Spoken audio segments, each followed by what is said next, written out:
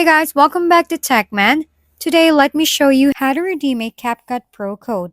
Unlocking CapCut Pro with a redemption code is quick and straightforward, giving you access to all the premium features instantly.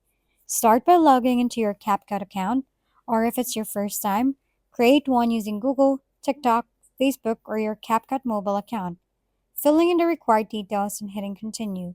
Once logged in, there are two ways to redeem a code. The first is directly through the CapCut app. Look for a Join Pro or similar option, which applies discounts and allows code entry. If that option isn't visible, don't worry. Open CapCut on a web browser, click your profile icon at the top right, select Redeem Code, enter your code, carefully review the terms and conditions, tap Redeem.